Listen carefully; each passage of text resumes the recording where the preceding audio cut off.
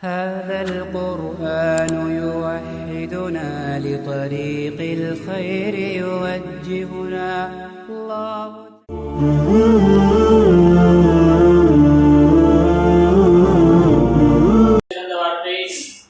அல்லாஹ்வுடைய வார்த்தையான அல் குர்ஆன் என்றும் வழிகாட்டல்களில் மிகச் சிறந்த வழிகாட்டல் அன்னலார் பெருமானார் ஸல்லல்லாஹு அலைஹி வஸல்லம் அவர்கள் காட்டித் தந்த வாழ்க்கை முறையான சுன்னா என்றும் மார்க்கத்தில் மோசமான கர்மம் மார்க்கத்தில் புதிதாக உண்டு பண்ணப்படுவது என்றும் அவ்வாறு உண்டு பண்ணப்படக்கூடிய அனைத்தும் பிதாக்கள் அனைத்தும் வழிகேடுகள் அனைத்தும் மடியாரினாலே மறுமை நாளில் நரகப்படுகொடி கேட்டுச் செல்லும் என்ற அன்னலாரின் எச்சரிக்கையை பொன்மொழி எங்களுக்கு மத்தியில் முன்மொழிந்தவனாக.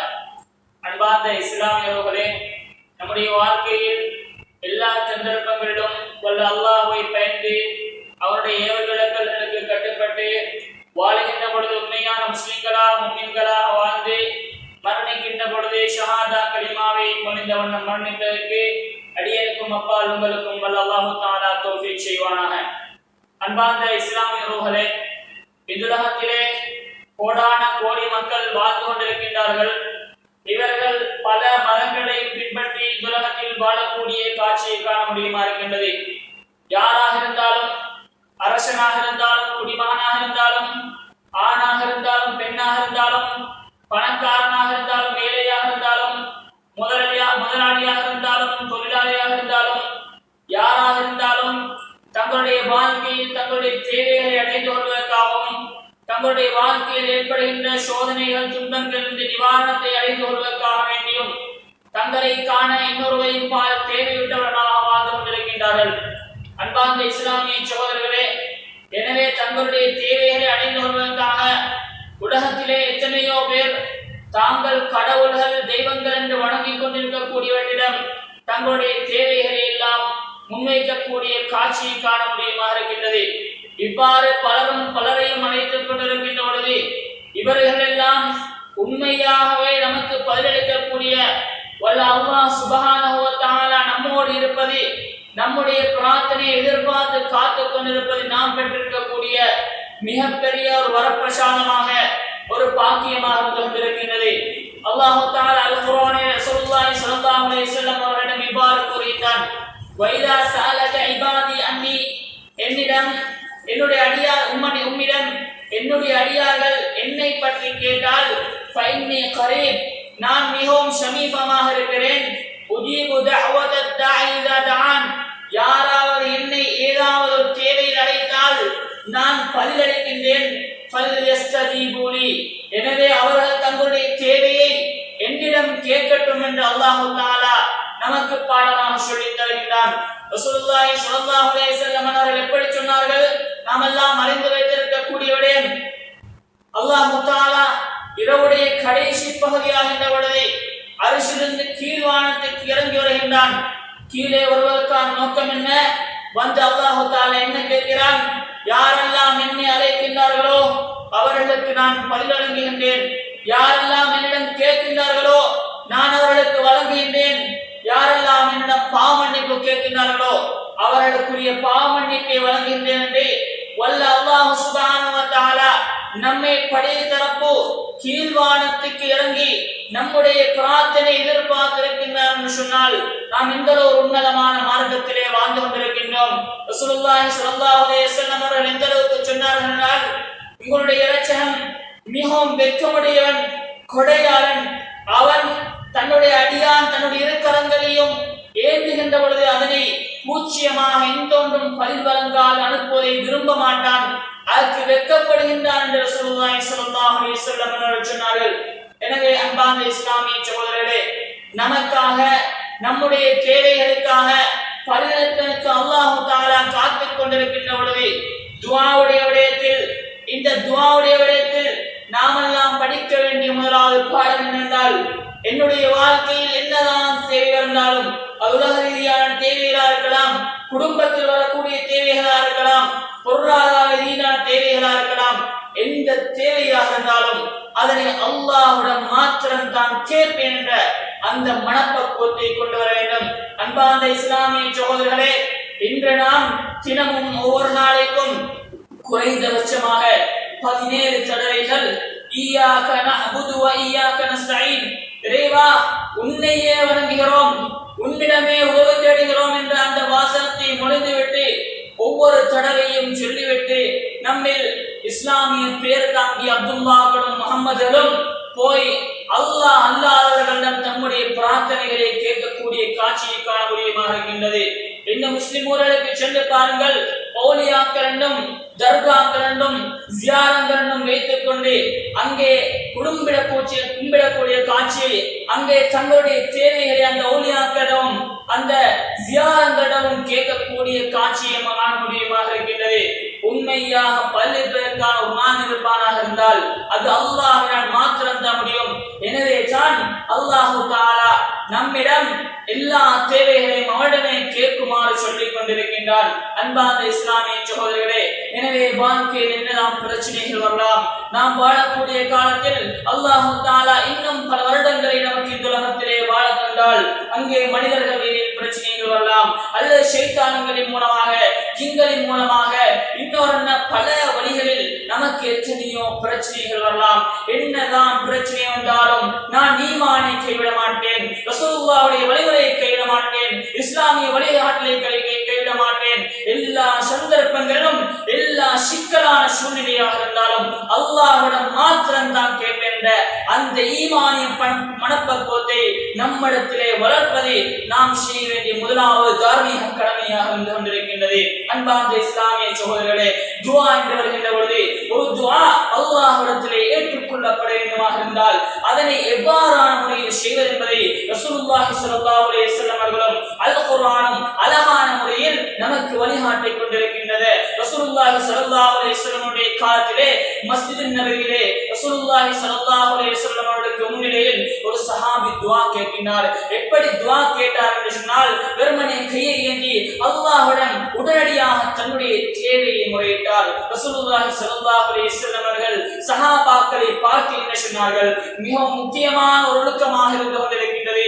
ரசூலுல்லாஹி ஸல்லல்லாஹு அலைஹி வஸல்லம் அவர்கள் சொன்னார்கள், அஜில ஹாதா, இவர் அவசரப்பட்டு விட்டார் என்று சொல்லிவிட்டு எவ்வாறு ஒரு துஆவை ஆரம்பிக்க வேண்டும் என்று ரசூலுல்லாஹி ஸல்லல்லாஹு அலைஹி வஸல்லம் அவர்கள் சொன்னார்கள். முதலாக அல்லாஹ்வை போடுமாறு சொன்னார்கள். முதலாக எனக்கு இந்த உலகத்திலே அல்லாஹ் தஆலா என்னென்ன நிஅமத்துக்களை எல்லாம் தந்திருக்கின்றான், எனக்கு நிம்மதியாக வாழத்துக்கு விடை தந்திருக்கின்றான் என்றால் அதனை குறைத்து அல்லாஹ்வை போல சொன்னார்கள். என்னுடைய வாழ்க்கையில் தினந்தோறும் எனக்கு உணவு இருக்கின்றது என்று சொன்னால், உடுத்துவதற்கு ஆடை இருக்கின்றது என்றால், இது போன்ற அல்லாஹ் தஆலா ஒவ்வொரு மனிதனுக்கும் வழங்கி இருக்கின்ற நிஅமத்துக்களை வைத்து முதலாக அல்லாஹ்வை போடுமாறு சொன்னார்கள். இரண்டாவது ரசூலுல்லாஹி ஸல்லல்லாஹு அலைஹி வஸல்லம் அவர்கள் சொன்னார்கள், நபிகளாரின் மீது ஸலவாத் சொல்லுமாறு சொன்னார்கள். குறைந்தபட்சமாக அல்லாஹும்ம ஸல்லி வ ஸல்லிம் அலா நபியினா முஹம்மத் போன்ற ஏதாவது ஸலவாத்தை சொல்லிவிட்டு அடுத்ததாக ரசூலுல்லாஹி ஸல்லல்லாஹு அலைஹி வஸல்லம் ثم يدعو بعد ما شاء, அதற்கு பின்னால் அவருக்கு எதை கேட்கணும் என்று நினைக்கின்றதோ அதை கேட்குமாறு ரசூலுல்லாஹி ஸல்லல்லாஹு அலைஹி வஸல்லம் சொன்னார்கள். எனவே துஆ என்பதை உடனடியாக ஆரம்பித்து விட முடியாது. எந்த சந்தர்ப்பத்திலாக இருந்தாலும் நம்முடைய துஆக்கள் ஏற்றுக்கொள்ளப்பட வேண்டுமாக இருந்தால் ரசூலுல்லாஹி ஸல்லல்லாஹு அலைஹி வஸல்லம் அவர்கள் காட்டி தந்த ஒழுங்குமுறையை பேணி முதலாவது அல்லாஹ்வை புகழ்ந்து, இரண்டாவது ரசூலுல்லாஹி ஸல்லல்லாஹு அலைஹி வஸல்லம் அவர்களை ஸலவாத் சொல்லி, மூன்றாவதாகத்தான் நம்முடைய தேவைகளை கேட்க வேண்டும். இந்த பழக்கத்தை நம்மிடத்திலே முதலாவதாக கொண்டு வர வேண்டும். இரண்டாவது விடயம், நாங்கள் துஆ கேட்கின்ற பொழுது நல்ல ஒரு விஷயத்தை தான் கேட்கிறோம், மார்க்கத்திற்கு முரணான இந்த விடயத்தையும் கேட்கவில்லை என்றால் கேட்கின்ற விடயத்தை உறுதியாக கேட்க வேண்டும், உறுதியான மனத்தோடு கேட்க வேண்டும். ரசூலுல்லாஹி ஸல்லல்லாஹு அலைஹி வஸல்லம் அவர்கள் சொன்னார்கள், நீங்கள் ஏதாவது விடயத்தை அல்லாஹ்விடத்தில் கேட்டால், இறைவா நீ விரும்பினார் தாயா அல்லாஹ்வே கேட்க வேண்டாம் என்று சொன்னார்கள். நீங்கள் கேட்பது சரியாக இருந்தால், ஹலாலாக இருந்தால் அதனையே தருமாறு அல்லாஹ்விடம் கேட்குமாறு சொன்னார்கள். விரும்பினார் தாயா அல்லாஹ்வே கேட்க வேண்டாம் என்று ரசூலுல்லாஹி ஸல்லல்லாஹு அலைஹி வஸல்லம் அவர்கள் சொன்னார்கள்.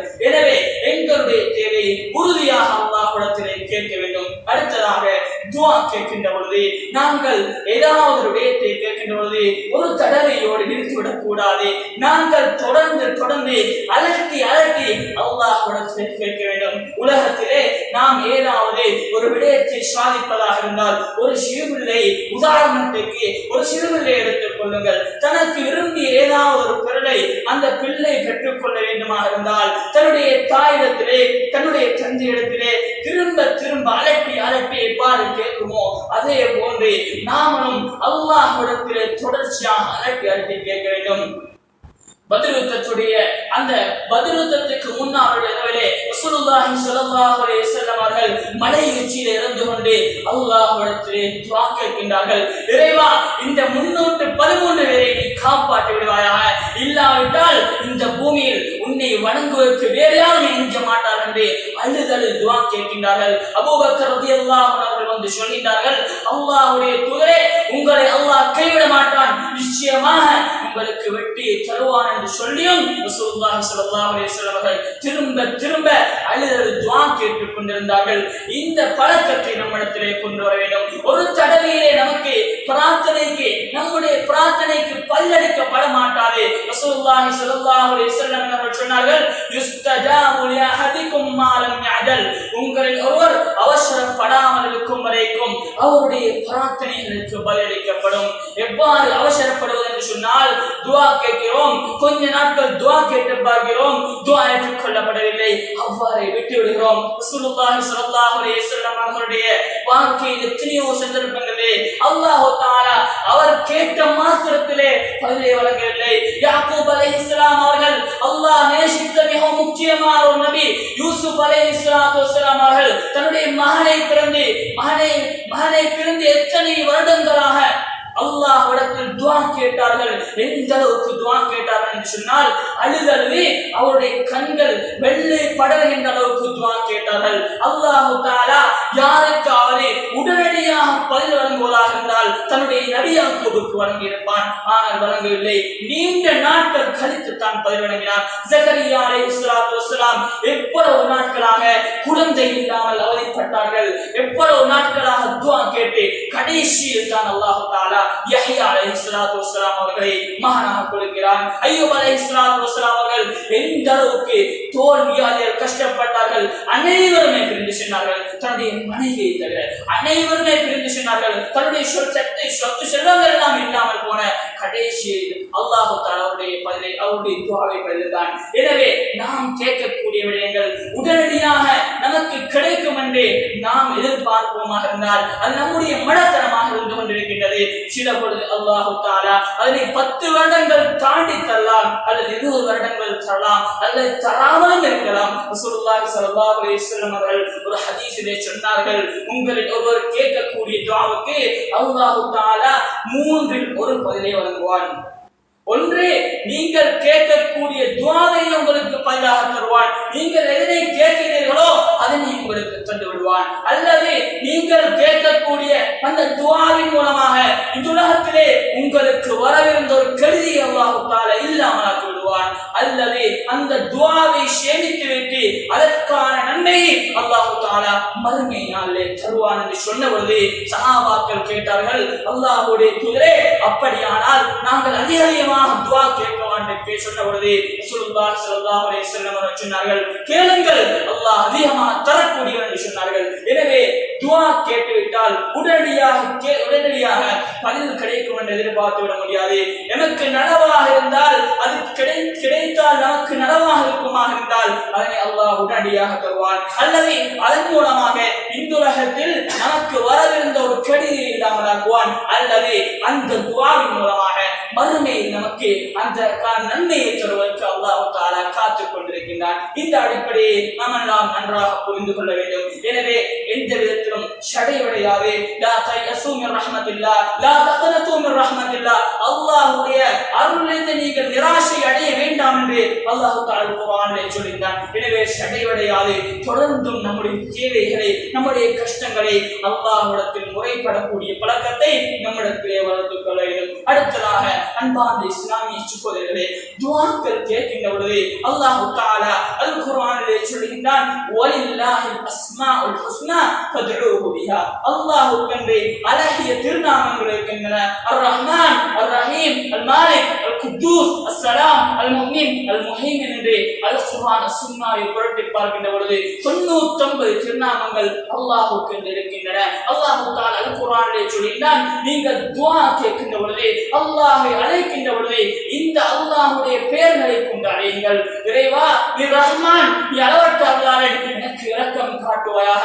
இறைவா நீ பணக்காரன், என்னுடைய கடன் தொல்லையிலிருந்து என்னை விடுவிப்பாயாக என்று நாம் அல்லாஹ்வுடைய பெயர்களை வைத்து துஆக்கள் கேட்பதற்கு முயற்சிக்க வேண்டும். அடுத்ததாக அன்பார்ந்த இஸ்லாமிய சகோதரர்களே, நாம் நம்முடைய வாழ்க்கையில் அல்லாஹ்வுக்கென்று தூய்மையாக செய்த நல்ல இபாதத்துக்களை வைத்து அல்லாஹ்விடத்திலே துஆ கேட்கலாம். நாம் எல்லாம் சேவெடுத்திருக்கக்கூடிய ஒரு ஹதீஸ், மூன்று நபர்கள் ஒரு பயணம் போகின்றார்கள். போகின்ற வழியிலே இரவு நேரத்தில் அவர்கள் ஏதாவது ஒரு இடத்தில் தங்க வேண்டிய ஒரு சூழ்நிலை ஏற்படுகின்றது. ஒரு குகையிலே தஞ்சம் போகின்றார்கள். திடீரென்று ஒரு பாறை வந்து அந்த குகையை அடைத்துக் கொள்கின்றது. நீண்ட ஒரு சம்பவம், சுருக்கமாக சொல்கின்றேன். அங்கே 3 நபர்கள் நன்றாகவே புரிந்துவிட்டது. இந்த சூழ்நிலையில் என்னை காப்பாற்றுவதாக இருந்தால் அது அல்லாஹ்வால் மாத்திரம் தான் முடியும் என்று அவர்கள் நன்றாக நம்பினால் அவர்களில் ஒவ்வொருவரும் செய்த சாலிஹான நல்ல அமல்களை வைத்து அல்லாஹ்விடத்திலே துஆ கேட்டார்கள். முதலாவது நபர் சொன்னார், இறைவா எனக்கு வயோதிபத்தை அடைந்த தாய் தந்தையர்கள் இருவரும் காணப்பட்டார்கள். நான் என்னுடைய தொழிலுக்கு சென்று நான் என்னுடைய ஆற்றிலிருந்து பால் கறந்து வீட்டுக்கு வருகின்றேன். அன்றைய தினம் கொஞ்சம் தாமதமாகிவிட்டது. வந்து பார்த்தால் என்னுடைய அந்த வாலிபத்தை அடைந்த தாயும் தந்தையும் தூங்கிக் கொண்டிருந்தார்கள். நான் என்னுடைய மனைவி பிள்ளைகளுக்கு வழங்காமல் அவர்கள் காலையிலே நீக்கின பின்னால் முதலாக அவர்களுக்கு கொடுத்து விட்டுத்தான் என்னுடைய பிள்ளைகளுக்கும் மனைவிக்கும் கொடுத்தேன். இதனை நான் உனக்காக செய்திருந்தால் என்னை இந்த கஷ்டத்திலிருந்து விடுவிப்பாயாக என்று துஆ கேட்கின்றார்கள். அந்த பாறை சட்டு ஆறுகின்றது. அதன் பின்னால் இரண்டாவது நபர் துஆ கேட்கின்றார், இறைவா எனக்கு என்னுடைய சாச்சாவுடைய மகள் மிகவும் விருப்பமான பெண்ணாக இருந்தால் அவளை அடைவதற்காக நான் ஒரு வருடமாக கஷ்டப்பட்டேன். கடைசி வரைக்கும் அவள் மறுத்தாள். கடைசியில் அவளுக்கு இருந்த வறட்சியின் அவளுக்கு இருந்த பஞ்சத்தின் காரணமாக வேறு வழி இல்லாமல் 120 தீனார்களுக்கு என்னுடன் வருவதற்கு சுமைத்து விட்டால் நானும் அவளும் தனிமையில் நெருங்குகின்ற பொழுது அவள் அல்லாஹ்வை வைத்து எனக்கு அச்சமூட்டினால் அல்லாஹ் என்னை தண்டிப்பான் என்று சொன்னால் அந்த உன்னுடைய பயத்தின் காரணமாக அவளை விட்டு வந்து விட்டேன். நான் உன்னுடைய பயத்தால் இந்த பாவமான காரியத்தை நான் விட்டிருந்தால் என்னை இந்த கோயிலிருந்து விடுவிப்பாயாக என்று இரண்டாவது மனிதர் துஆ கேட்கின்றார். அந்த பாறை சட்டாக நின்றது. மூன்றாவது மனிதர் துஆ கேட்கின்றார், இறைவா எனக்கு எத்தனையோ வேலையாட்கள் இருந்தார்கள், அவர்களுக்கெல்லாம் கூலிகளை கொடுத்து விட்டேன். ஒரே ஒரு மனிதருடைய கூலியை கொடுக்கவில்லை. அவர் சென்று விட்டார். நீண்ட நாட்கள் கழித்து வருகின்றார். நான் அவருக்கான கூலி அப்படி எடுத்து வைத்து அதனை பிசினஸ்லே போட்டு அந்த சிறிய பணம் பெரிய ஆட்டு மந்தைகளாக வளர்ந்திருந்தன. அவர் வந்து கேட்கின்றார், என்னுடைய கூலியை தாருங்கள் என்று கேட்டபொழுது நான் காட்டினேன், இது அனைத்தும் உன்னுடைய கூலிதான், உன்னுடைய பணத்தை வைத்து நான் சம்பாதித்தவை அனைத்தையும் எடுத்து சென்று அவர் சொன்ன பொழுது அவர் ஆச்சரியப்பட்டார். நான் இவ்வளவு கூலி எனக்கு தகுதி அல்லவே என்று சொன்ன பொழுது நான் சொன்னேன், உன்னுடைய பணத்தை பயன்படுத்தி நான் சம்பாதித்தவை அனைத்தையும் எடுத்து சென்று சொன்ன பொழுது அவர் ஆச்சரியப்பட்டு சந்தோஷப்பட்டவராக எடுத்துச் சென்றார். இறைவா இந்த அனைத்தையும் உனக்காக நான் கொடுத்திருந்தால் நம்மை இந்த குழந்தை வெளியேற்றுவாயாக என்று துஆ கேட்ட பொழுது அந்த பாறை முற்றுமுழுதாக நீங்கி அவர்கள் அந்த குழந்தை வெளியே சென்றார்கள். நம்முடைய வாழ்க்கையை யோசித்து பார்க்க வேண்டும். இவ்வாறான ஏதாவது ஒரு நெருக்கடியிலே நாம் மாட்டிக்கொண்டால் அல்லாஹ்வுக்கென்று தூய்மையாக தனிமையில் செய்த எத்தனை அமல்கள் நமக்கு இருக்கின்றன. ஏதாவது ஒரு அமல் இருக்கின்றதா? யாரிடமுமே சொல்லவில்லை. நான் அல்லாஹ்வுக்காக தனிமையில் செய்த இஹ்லாஸானவன், அல்லாஹ்வுக்கென்று மாத்திரம் செய்தவன். அந்த அமலை வைத்து துஆ கேட்டால் நிச்சயமாக அல்லாஹ் தஆலா எனக்கு அந்த கஷ்டத்திலிருந்து நிவாரணத்தை தருவான் அல்லது என்னுடைய தேவையை நிறைவேற்றுவான் என்று சொல்வதற்கு ஏதாவது ஒரு அமல் இருக்கின்றதா என்பதை பற்றி நாம் எல்லாம் யோசித்து பார்க்க வேண்டும். எத்தனையோ வாய்ப்புகள் நமக்கு கிடைக்கின்றன. இரவிலே தூங்கிக் கொண்டிருக்கின்றோம், திடீரென்று முடிப்பு வருகின்றது. வீட்டில் அனைவருமே தூங்குகின்றார்கள். செய்து வந்து 2 ரக்காத்துக்களை தொழுகிறோம். மிகவும் மிகவும் இரகசியமான அமல். அந்த அமலை வைத்து அல்லாஹ் தஆலாவுடன் துஆ கேட்டால் நிச்சயமாக அல்லாஹ் பதில் தருவான். இரவில் அனைவரும் தூங்கிக் கொண்டிருக்கின்றார்கள். திடீரென்று முழிப்பு வருகிறது. யாருமே இல்லாத நேரம் குர்ஆனை எடுத்து 2 பக்கங்கள் ஓதுகிறோம். 2 பக்கங்கள் ஓதுகிறோம். அந்த 2 பக்கங்களுக்கு அல்லாஹ் தஆலா ஏதாவது கஷ்டத்தில் அந்த 2 பக்கங்களின் மூலமாக நமக்கு நிவாரணத்தை தரலாம். இவ்வாறு எத்தனையோ தனிமையில் இருக்கக்கூடிய வாய்ப்புகள் கிடைக்கின்றன.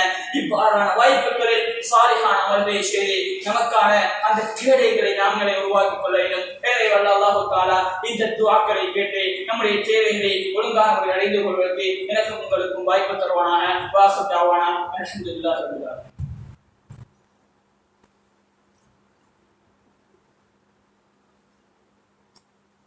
அல்ஹம்துலில்லாஹி ரப்பில் ஆலமீன்.